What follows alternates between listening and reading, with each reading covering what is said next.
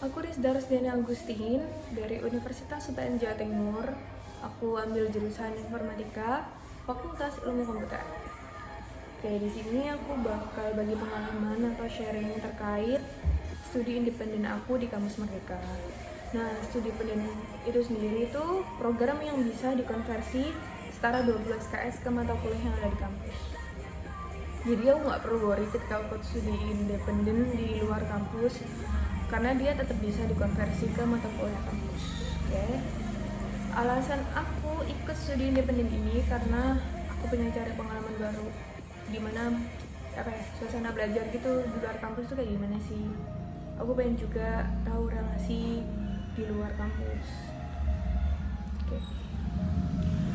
Aku studi independen di perusahaan PT Orbit Ventura Indonesia, atau nama akademinya itu Orbit Future Academy. Oke. Terus Orbit Future Academy sendiri itu perusahaan yang bergelut di bidang AI atau kecerdasan buatan. Nah, di sini jam pembelajarannya itu ada 2 sesi. Sesi pertama itu jam 8 sampai jam 11, dan sesi keduanya itu di jam 11 sampai setengah 5. Nah, di sesi 1 atau 2 itu udah mencakup materi, FGD, kuis, terus langsung praktek gitulah ini. Nah, di situ aku juga belajar 5 domain sekaligus. Ada NLP atau Natural Language Programming, yaitu cabang dari AI yang berhubungan dengan interaksi antara komputer dan manusia menggunakan bahasa alami. Contoh implementasi dari NLP itu alat penerjemah kayak Google Translate gitu. Terus chatbot, terus mesin pencari, itu termasuk implementasi menggunakan NLP. Lanjut, yang kedua ada domainnya, ada data science. Nah, data science sendiri itu apa sih? Yang aku pahami dari aku ikut studi independen ya, data science itu domain yang menggunakan data dalam jumlah yang besar dan algoritma yang rumit. Jadi butuh banget keahlian ilmu komputer atau bahasa pemrograman, seperti pakainya bisa SQL. Kalau aku di sana pakai SQL.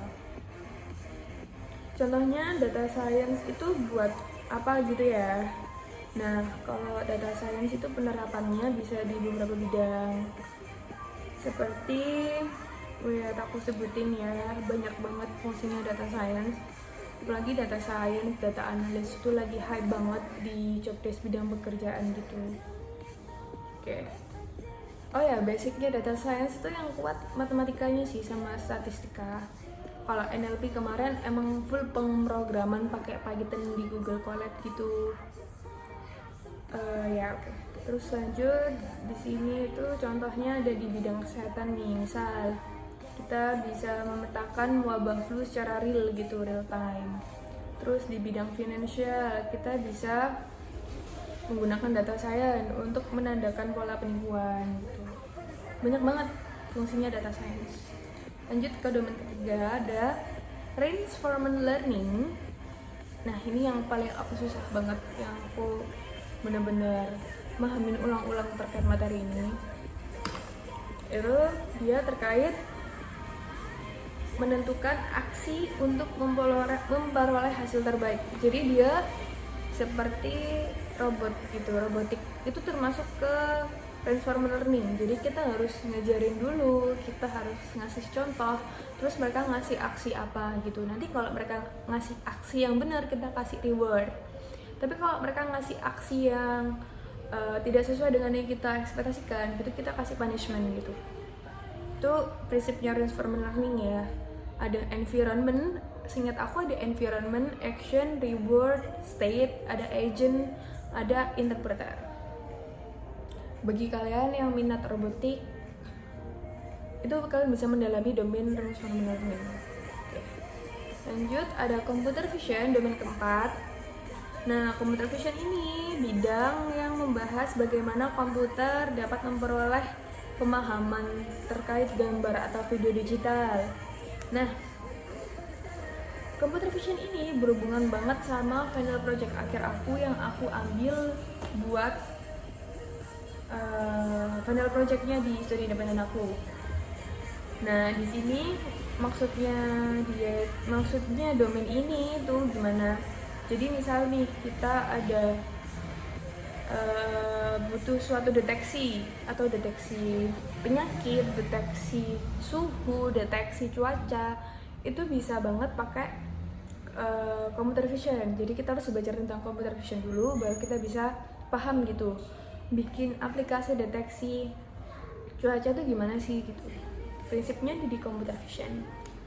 Nah, yang domain kelima ada technical, yaitu domain yang ngasih tips kayak misal bagaimana cara menginstal GitHub, bagaimana caranya web scraping kayak gitu, kayak ngasih tips life hacks gitu terkait teknik. Jadi kita langsung praktek tanpa materi gitu.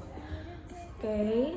Nah, dari masing-masing ini nanti di akhir final projectnya itu bakal disuruh milih nih kitanya.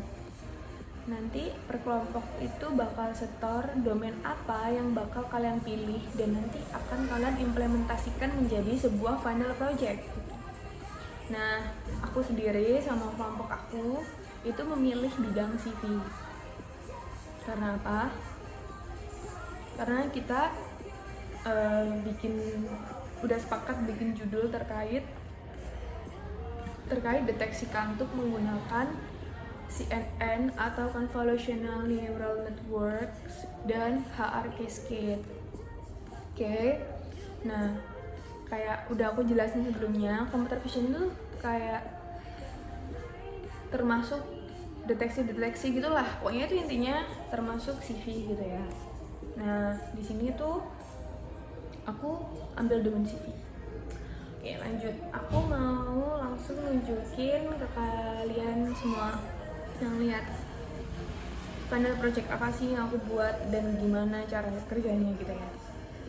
Di sini aku mau jelasin kalau aku bikin deteksi kantuk menggunakan Convolutional Neural Networks atau CNN dan HR Cascade metodenya ya. Nah, kegunaannya apa sih deteksi kantuk ini tuh? Aku mikirnya kayak banyak kan kecelakaan yang karena kantuk, terus misal kita ada deadline atau ada tugas yang dimana waktu kita belajar itu kita ngantuk gitu ya, atau kita nggak sadar atau bahkan kita langsung ketiduran gitu ya. Nah, aku menciptakan sih kayak apa ya, membuat sebuah program dimana untuk meminimalisir terjadinya kecelakaan atau hal-hal yang tidak diinginkan atau merugikan kita sendiri disebabkan karena kantuk. Oke, langsung aja. Deteksinya ini aku dapet semua referensi atau dapet datasetnya itu ya aku langsung search aja di Google, banyak banget. Aku datasetnya ambil dari Kaggle. Lalu untuk referensi jurnalnya aku juga lihat dari jurnal gitu. Oke, langsung aja ya. Aku sambil buka laptop, aku sambil ngasih tahu programnya tuh gimana gitu ya. Oke, next. Oke guys, jadi ini tuh kayak command prompt gitu. Gak kelihatan ya? Nanti deh, aku juga record ya. Nah, di sini ada command prompt. Gimana command prompt ini tuh tempat buat memproses codingan aku biar outputnya keluar berupa deteksinya gitu ya. Nanti aja aku langsung mix sama video presentasi aku biar langsung ngerti gitu ya, kayak apa aja sih gitu. Oke, nanti ini aku langsung cut dan aku gabung gitu. Assalamualaikum warahmatullahi wabarakatuh. Di sini saya akan menjelaskan hasil TA saya. Di sini saya memakai judul deteksi kantuk menggunakan metode HR Cascade dan CNN. Judul saya ini termasuk research piece. Di sini pokok bahasan yang akan saya bahas. Lanjut, di sini adalah nama anggota kelompok saya bersama saya sendiri, Rizda Rosdini Agustin dari kelas Yunoya. Berikut latar belakang di mana saya mengambil judul ini dikarenakan kantuk sendiri adalah kondisi ketika seseorang merasa ingin tidur. Kondisi ini biasa terjadi pada malam hari ataupun siang hari dan merupakan hal yang wajar. Namun, kondisi ini perlu ditangani jika terjadi pada kondisi yang tidak pada tempatnya hingga mengganggu aktivitas, menurunkan produktivitas, bahkan menimbulkan kecelakaan. Misalnya, saat berkendara, saat belajar, ataupun saat melaksanakan ujian. Rumusan masalah yang akan saya bahas di sini, bagaimana sistem dapat membantu mengurangi tingkat kecelakaan. Yang kedua, bagaimana sistem dapat membaca dan mendeteksi kantuk secara dini serta dapat menyesuaikan dalam berbagai macam bentuk wajah manusia. Metodologi yang pertama yang saya pakai yaitu perancangan sistem di mana ada input, proses, dan output. Inputnya di sini kamera berupa video, prosesnya berupa training model, lalu deteksi wajah, selanjutnya deteksi mata kanan dan mata kiri secara terbuka atau tertutup, lalu akan terdeteksi dan mengeluarkan output alarm dan berupa flame warna merah. Selanjutnya, metodologinya nomor 2, mencari dataset. Di sini saya mengumpulkan dataset dari Kaggle, di mana saya mendapat dataset dengan kondisi mata terbuka atau tertutup, dan parameter yang digunakan untuk deteksinya yaitu menggunakan mata kanan dan mata kiri. Selanjutnya, saya membuat model. Di sini saya membuat model 1 dan model 2 dengan menggunakan arsitektur convolutional layer 64 nodes dan kernel size 3. Model 1, keakuratannya masih 70% sehingga saya membuat model 2 dengan secara teori keakuratannya sudah mencapai 90%. Di sini step model data yang sudah saya buat. Yang pertama otomatis import library-nya. Yang kedua, mengimport dataset yang sudah saya unggah ke G Drive untuk ditaruh ke Google Colab. Selanjutnya, pengaturan proses pre-processing. Selanjutnya, pembuatan arsitektur model.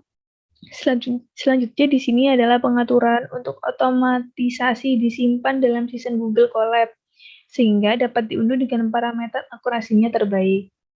Selanjutnya, proses pembuatan model dengan approach 5 dan dengan masing-masing approach terdapat 32 batch size. Selanjutnya, di sini proses testing, di mana terdapat gambar mata tertutup dengan prediksinya benar, yaitu close. Sama seperti sebelumnya, terdapat inputan gambar mata terbuka di sini dengan memprediksinya benar, yaitu open. Selanjutnya, proses pembuatannya diagram yang dengan label training accuracy, validation accuracy, training loss, dan validation loss dengan menggunakan parameter pada masing-masing. Berikut hasil yang dapat dilihat dari diagram yang telah terbentuk berdasarkan kode yang saya buat sebelumnya.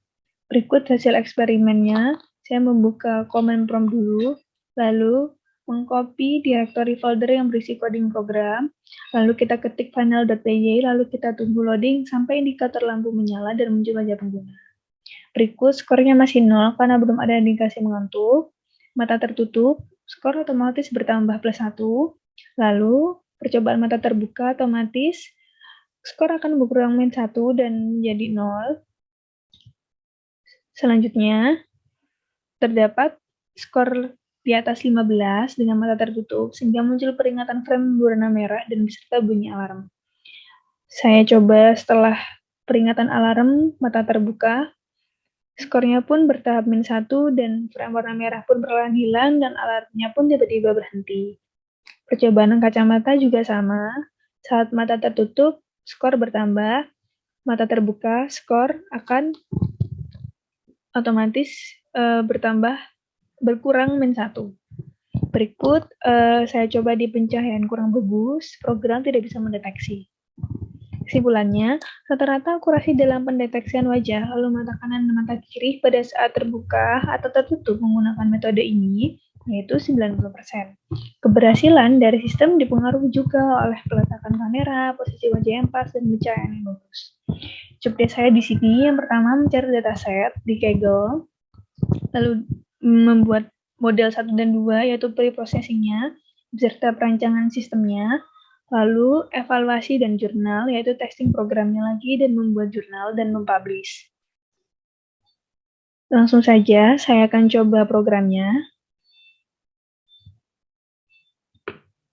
Kita tunggu.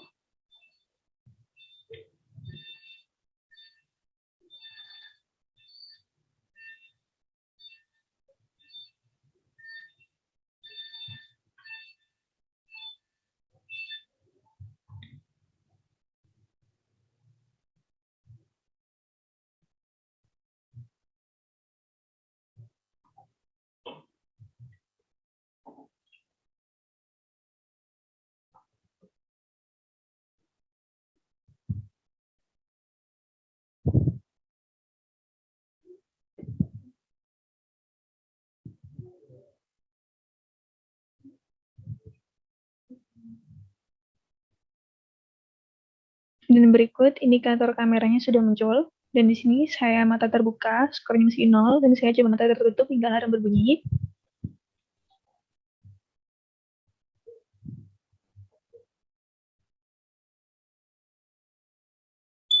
Dan alarm akan otomatis berbunyi, dan ketika saya membuka mata, skor otomatis berkurang, dan frame merahnya hilang, beserta alarmnya pun berhenti.